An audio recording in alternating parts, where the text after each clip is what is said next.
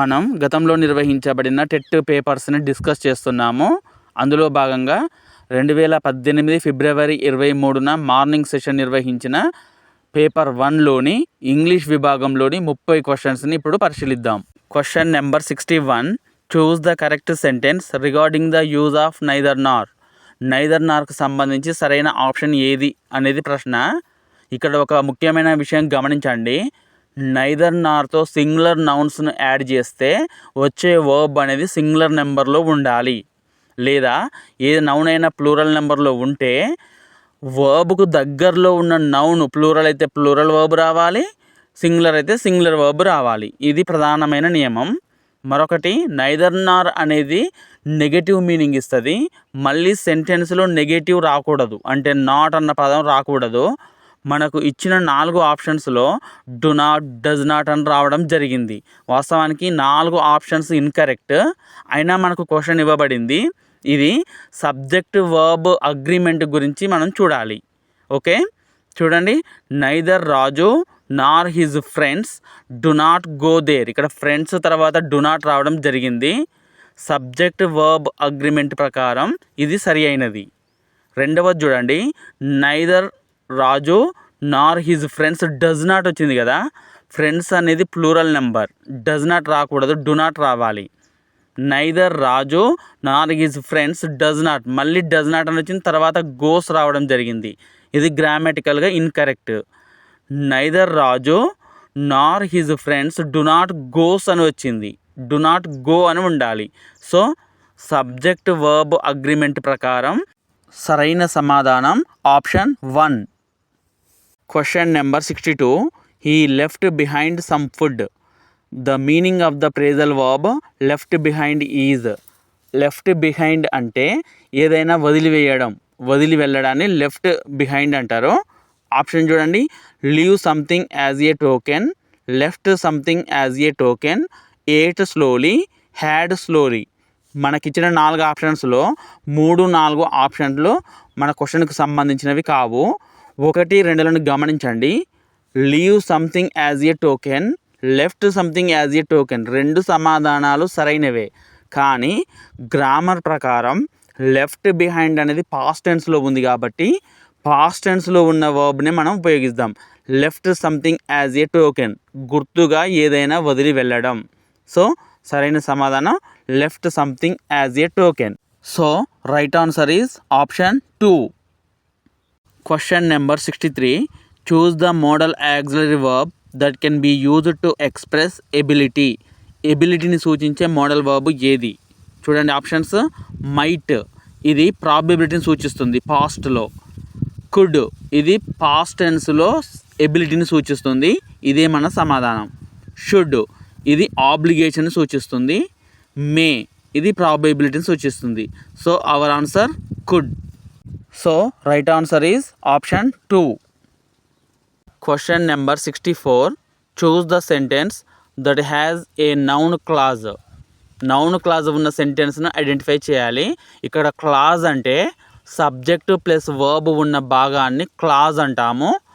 ఒక సెంటెన్స్లో ఇంకొక క్లాజ్ రావాలి అంటే ఒక సబ్జెక్ట్ వర్బ్ స్ట్రక్చర్ తర్వాత మళ్ళీ ఇంకొక సబ్జెక్ట్ వర్బ్ స్ట్రక్చర్ రావాలి. చూడండి 1వ ఆప్షన్, మోహన్ సెడ్, ఇది ఒక సెంటెన్స్.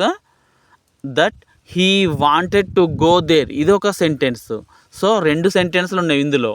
ఇది మన క్వశ్చన్కు answer. Mohan told me a story. Mohan అనేది సబ్జెక్టు, టోల్డ్ అనేది వర్బ్, మీ అనేది ఇండైరెక్ట్ ఆబ్జెక్టు, ఈ స్టోరీ అనేది డైరెక్ట్ ఆబ్జెక్ట్. ఇందులో ఇంకొక క్లాజ్ లేదు. Mohan told me a story with 5 characters. 2వ ఆప్షన్ లాగానే 3వది కూడా అవసరం లేదు.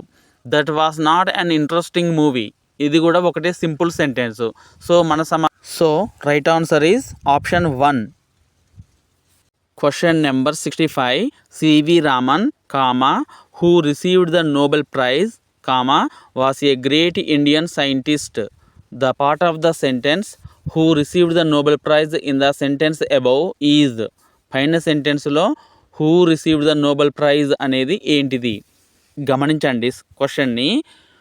సివి రామన్ తర్వాత కామా ఉండి who received the Nobel prize అని మళ్ళీ కామాతో క్లోజ్ అయింది కదా, దీనిని రిలేటివ్ క్లాజ్ అంటారు. మెయిన్ సెంటెన్స్ ఏంటిదంటే C V Raman was a great Indian scientist అనేది మెయిన్ సెంటెన్స్. మెయిన్ సెంటెన్స్లో సబ్జెక్ట్ అయిన సివి రామన్ గురించి అడిషనల్ ఇన్ఫర్మేషన్ అందించడానికి ఒక క్లాజ్ వచ్చింది. Who received the Nobel prize అనే క్లాజ్ వచ్చింది. దానిని రిలేటివ్ క్లాజ్ అంటారు. ఇక్కడ ఒక ముఖ్య విషయం గమనించండి. కామాలతో వేరు చేయబడి ఉంటేనేమో దాన్ని నాన్ డిఫైనింగ్ రిలేటివ్ క్లాజ్ అంటారు. కామాలు లేకుండా ఉంటే దానిని డిఫైనింగ్ రిలేటివ్ క్లాజ్ అంటారు. మనకి ఇవ్వబడిన సెంటెన్స్లో C V Raman comma who received the Nobel prize కామాలు ఉన్నాయి కాబట్టి అది నాన్ డిఫైనింగ్ రిలేటివ్ క్లాజ్. కాబట్టి సరైన సమాధానం option 4. Question number 66. Let's meet at the station dash. Choose the correct question tag to the complete the sentence. ఇవ్వబడిన సెంటెన్స్ ఒక suggestion లెట్స్తో మొదలైంది. ఒక ముఖ్యమైన విషయం, లెట్స్తో మొదలయ్యే సెంటెన్స్కి క్వశ్చన్ ట్యాగ్ షెల్ వి అవుతుంది. So right answer is option 3. Question number 67. With the tree grown tall we get more shade. The part of the sentence we get more shade is. Options గమనించండి. ఏ finite clause. Finite clause అనేది పూర్తి అర్థాన్ని ఇచ్చే sentence అయి ఉండాలి. We get more shade ఇది పూర్తి అర్థాన్ని ఇస్తుంది.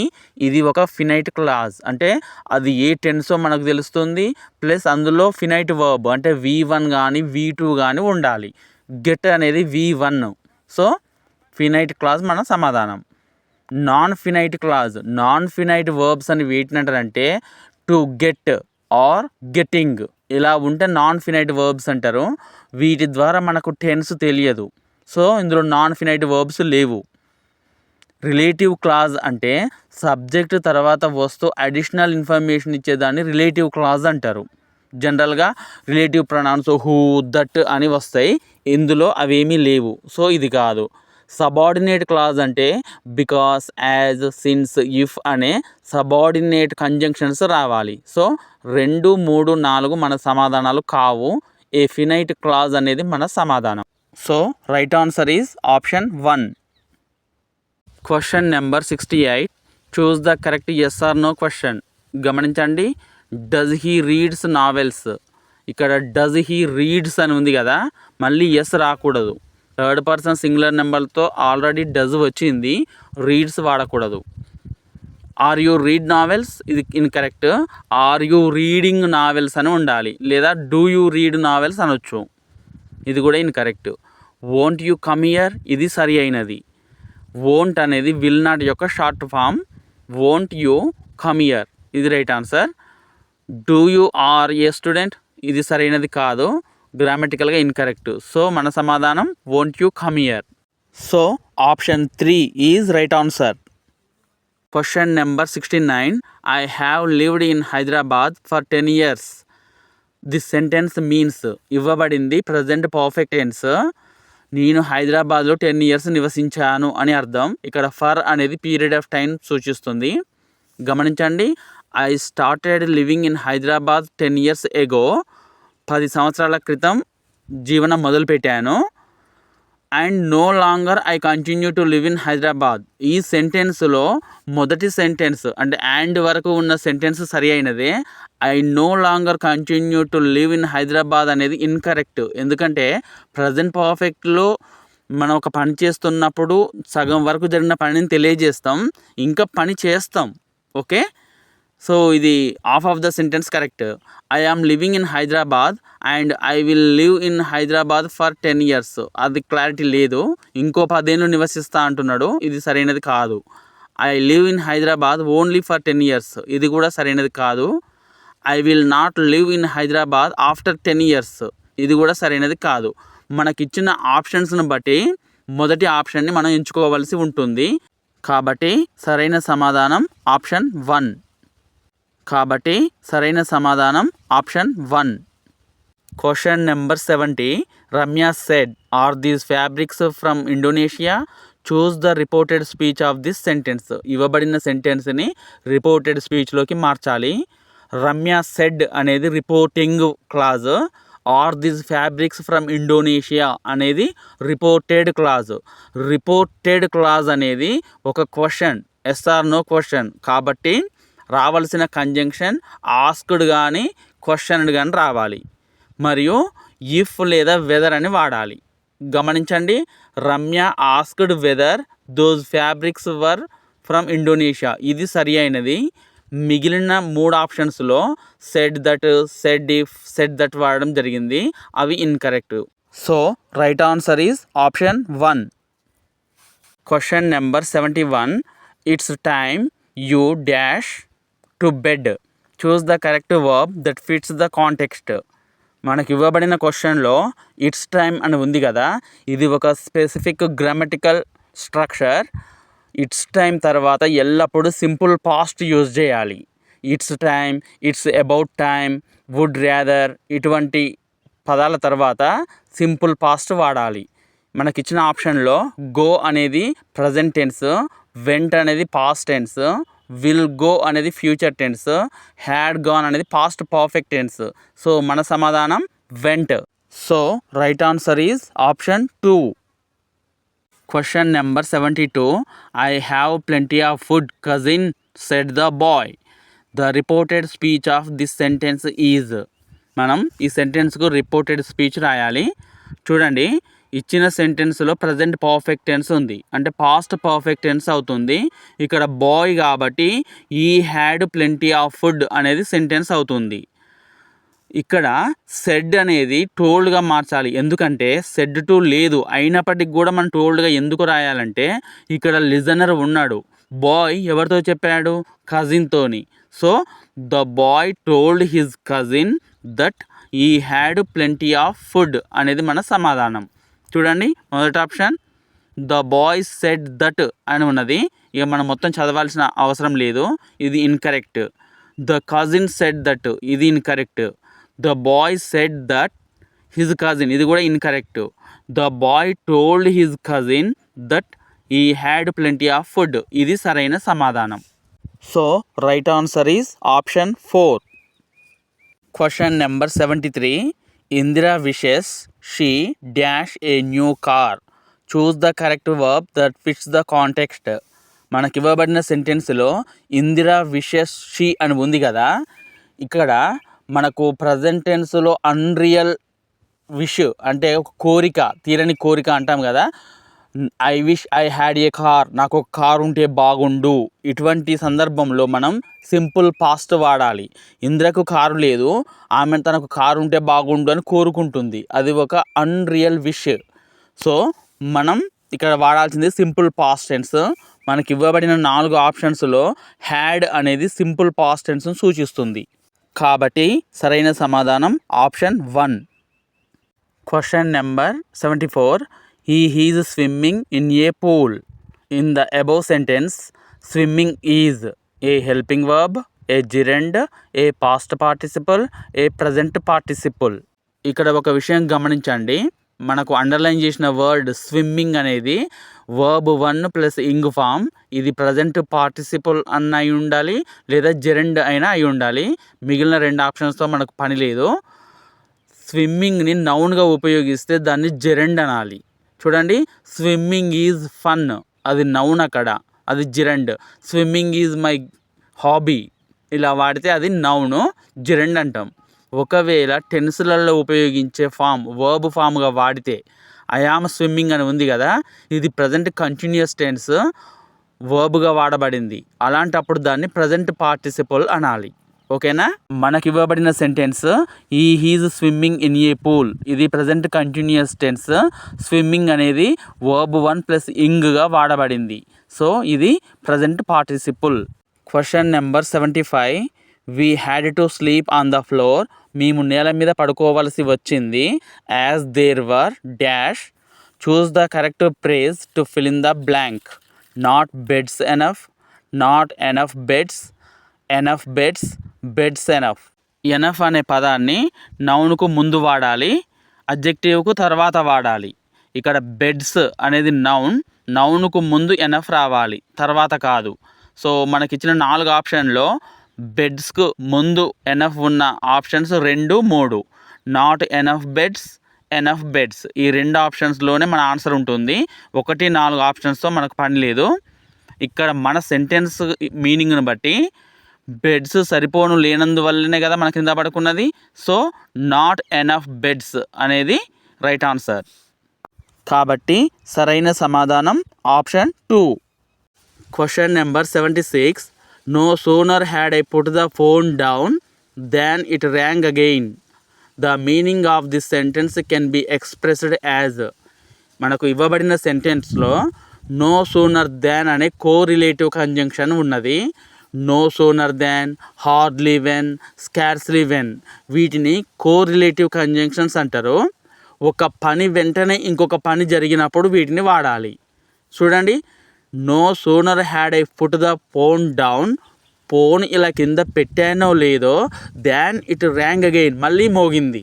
ఇటువంటి సందర్భాల్లో ఒక పని వెంటనే ఇంకొక పని జరగాలి. ఇప్పుడు మనకి ఇవ్వబడిన సెంటెన్స్కు సమాన అర్థాన్ని ఇచ్చే సెంటెన్స్ను ఐడెంటిఫై చేయాలి. Before putting the phone down, phone కింద పెట్టక ముందు ఇట్ ర్యాంగ్ అగైన్ ఇది కాదు. I put the phone after it had rang again, phone కింద పెట్టకముందే మోగిందట కాదు. After the phone ringing again I put it down ఇది కూడా కాదు. I had scarcely put the phone down when it rang again ఇది సరి అయినది. నో సూనర్ని స్కార్స్లీ వెన్, హార్డ్లీ వెన్ పదాలు రిప్లేస్ చేస్తాయి. కాబట్టి సరైన సమాధానం option 4. Question number 77. Choose the word that can be used to write and adverbial clause of reason. Adverbial clause of రీజన్ని తెలియజేసే వర్డ్ మనం ఐడెంటిఫై చేయాలి. యాజ్ ఇది అడ్వర్బియల్ క్లాజ్ ఆఫ్ రీజన్ని తెలియజేస్తుంది. బికాస్, యాజ్, సిన్స్ ఈ 3 కూడా అడ్వర్బియల్ క్లాజ్ ఆఫ్ రీజన్ని తెలియజేసే పదాలు. సో ఇదే మన సమాధానం. ఇఫ్ అనేది కండిషనల్ సెంటెన్స్లో ఉపయోగిస్తాం, అదొక కండిషన్ తెలియజేస్తుంది. వెన్ అనేది అడ్వర్బియల్ క్లాజ్ ఆఫ్ టైంను సూచిస్తుంది, ఎప్పుడు జరిగింది పని అనే విషయం. హూ అనేది రిలేటివ్ క్లాజులలో ఉపయోగిస్తాం. మన సమాధానం as. So right answer is option 1. Question number 78. Choose the correct noun phrase with the correct order of adjectives. Order of adjectives సరిగ్గా ఉన్న నౌన్ ఫ్రేజ్ను ఐడెంటిఫై చేయాలి. గమనించండి, అడ్జెక్టివ్స్ అనేవి నౌన్కు ముందు రావాలి. ఓకే, మనకిచ్చిన ఆప్షన్స్లో అంబ్రెల్లా అనేది నౌన్కు ముందు అడ్జెక్టివ్స్ ఉండాలి. 1వ ఆప్షన్లో అంబ్రెల్లా అనేది మధ్యలో ఉన్నది. బ్యూటిఫుల్, రెడ్కు మధ్య అంబ్రెల్లా ఉన్నది, అది ఇన్కరెక్ట్ యూసేజ్, మనకు అవసరం లేదు. 4వ దాంట్లో కూడా అంబ్రెల్లా ఫస్ట్ ఉన్నది, ఏ అంబ్రెల్లా రెడ్ బ్యూటిఫుల్, ఇది కూడా ఇన్కరెక్ట్ యూసేజ్. సో మనం పరిశీలించాల్సింది 2, 3 ఆప్షన్స్ను. మనకివ్వబడిన అడ్జెక్టివ్స్లో ఏ అనేది డిటర్మైనర్, బ్యూటిఫుల్ అనేది అడ్జెక్టివ్ ఆఫ్ ఒపీనియన్, రెడ్ అనేది కలర్ను సూచిస్తుంది. మనకు అడ్జెక్టివ్స్ ఎలా వాడాలో ఒక ఆర్డర్ ఉన్నది. ఫస్ట్ డిటర్మైనర్ రావాలి, ఏ అనే ఆర్టికల్ డిటర్మైనర్. తర్వాత ఒపీనియన్, బ్యూటిఫుల్ అనేది ఒపీనియన్ తెలియజేస్తుంది, ఏ బ్యూటిఫుల్. తర్వాత కలర్ రావాలి, మనకు సైజు, ఏజ్, షేప్కు సంబంధించిన అడ్జెక్టివ్స్ ఇవ్వలేదు, సో కలర్కి సంబంధించింది రావాలి. ఏ బ్యూటిఫుల్, రెడ్, అంబ్రెల్లా ఇది సరైన ఆప్షన్. ఇక్కడ మీరు కోడ్ గుర్తుంచుకోండి, దోసా స్కాంప్ అనేది ఆర్డర్ ఆఫ్ అడ్జెక్టివ్స్కు చెందిన code. Determiner, opinion, size, age, shape, colour, origin, material, purpose ఈ విధంగా ఆర్డర్లో రావాలి. కాబట్టి సరైన సమాధానం option 2. Question number 79. I don't like cricket because dash cricket is an expensive game. Choose the article that fits the context. ఇది ఆర్టికల్కి సంబంధించిన ప్రశ్న. గమనించండి, ఆటల పేర్ల ముందు ఎటువంటి ఆర్టికల్ ఉపయోగించకూడదు. ఇక్కడ క్రికెట్ అనేది ఆట పేరు, so no article is needed అనేది మన సమాధానం. The world cup, the Olympics ఇలా ఉపయోగించవచ్చు, కానీ ఆటల ప్రత్యేకంగా సంబోధించినప్పుడు మాత్రం ఆర్టికల్ ఉపయోగించకూడదు. ఐ లైక్ క్రికెట్ అనాలి, ఐ లైక్ స్విమ్మింగ్ ఈ విధంగా అనాలి కానీ ఆర్టికల్ ఉపయోగించవద్దు. So right answer is option 4. Question number 80. If the rain stops we will go out. This is a simple sentence, a compound sentence, a complex sentence, a compound complex sentence. ఇచ్చిన సెంటెన్స్లో 2 క్లాజులు ఉన్నవి. If the rain stops అనేది ఒక clause, we will go out అనేది ఇంకొక clause. Subject plus verb ఉంటే దాన్ని clause అంటాము.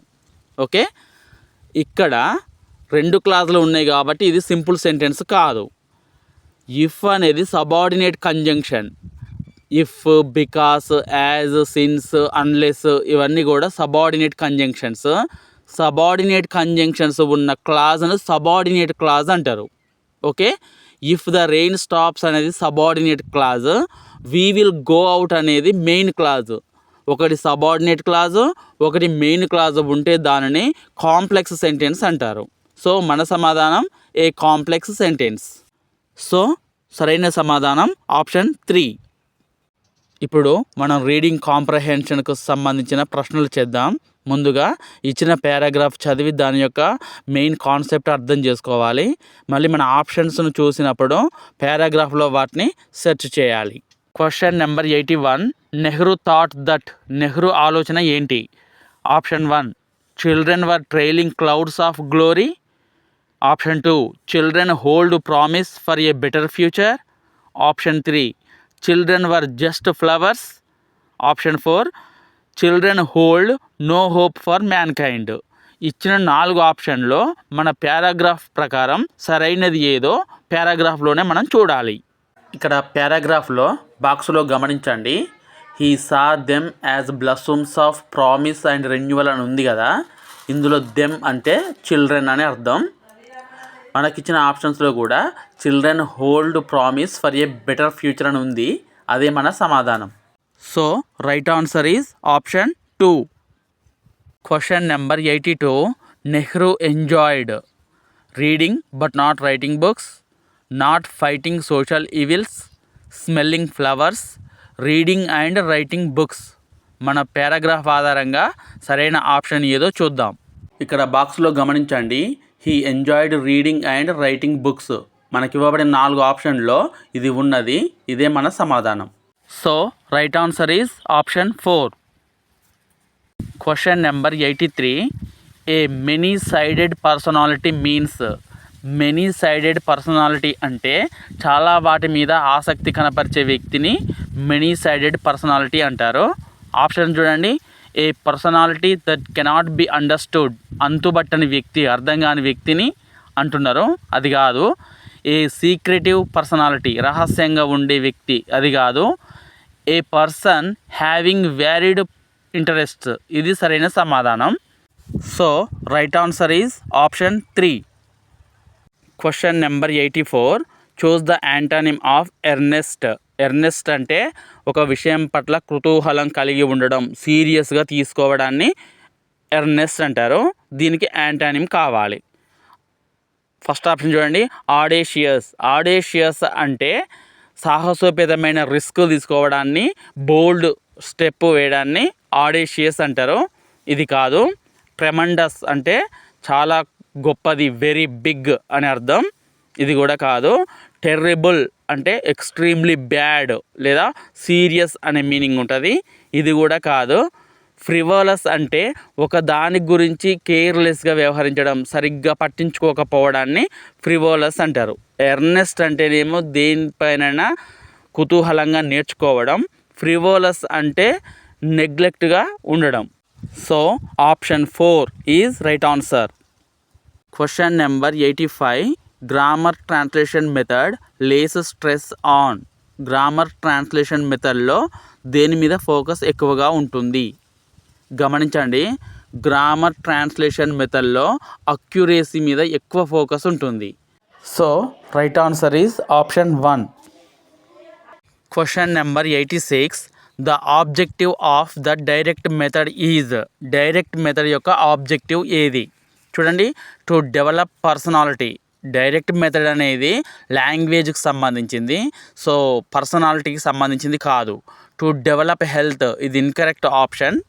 To increase the power of comprehension. Power of comprehension అనేది related to goal and communicative కాంప్రహెన్షన్కు సంబంధించింది. To develop a command over the target language. ఇది సరైన సమాధానం. So right answer is option 4. Question number 87. The following is not true regarding a language. లాంగ్వేజ్కి సంబంధించి సరికానిది ఏది? We can set a standard length to a sentence. ఒక సెంటెన్స్కు ఇంత లెంగ్తే ఉండాలి అని మనం విధించలేము, దాన్ని ఎక్స్టెండ్ కూడా చేసుకోవచ్చు. సో ఇది సరికాదు, ఇదే మన సమాధానం.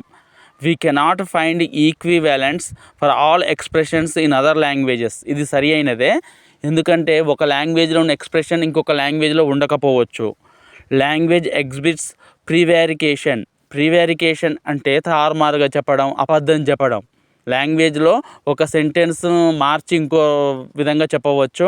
మనం స్టోరీస్లలో, ఫేబుల్స్లలో చూస్తూ ఉంటాం. ఇది కూడా లాంగ్వేజ్కి సంబంధించి సరి అయినది. Language is extendable. లాంగ్వేజ్ అనేది డైనమిక్, ఎప్పటికప్పుడు మారుతూ ఉంటుంది. కాబట్టి సరైన సమాధానం option 1. Question number 88.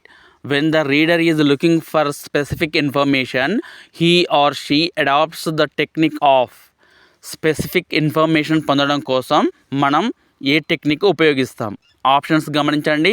Intensive reading, scanning, skimming, extensive reading. ఈ 4 కూడా రీడింగ్ టెక్నిక్స్.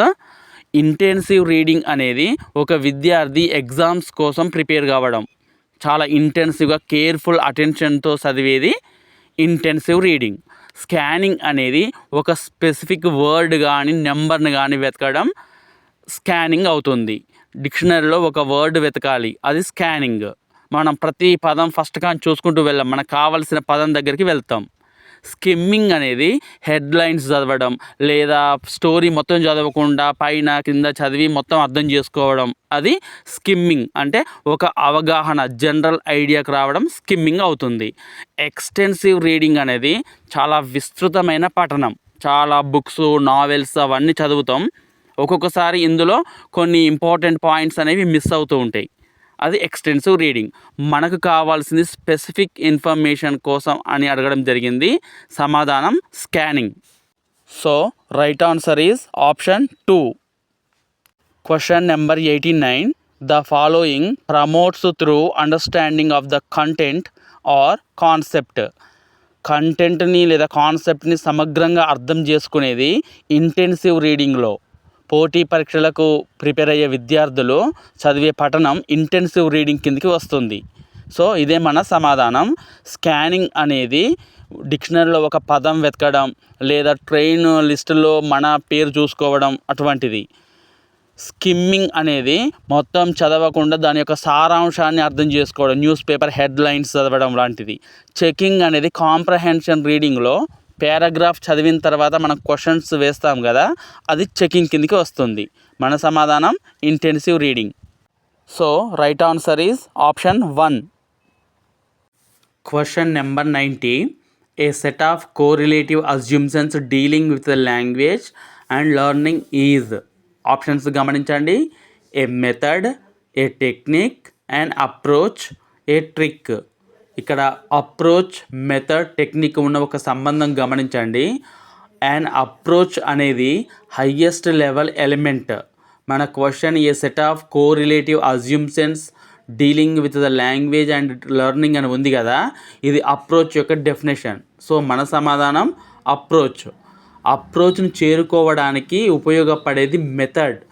మెథడ్ అనేది overall plan to reach approach. Okay. Technique అనేది a specific strategy using in classroom. మన క్లాస్ రూమ్లో వాడే ఒక స్పెసిఫిక్ స్ట్రాటజీని టెక్నిక్ అంటాం. ట్రిక్ అనేది టెక్నిక్కి సినానిమ్గా చెప్పవచ్చు. So right answer is option 3.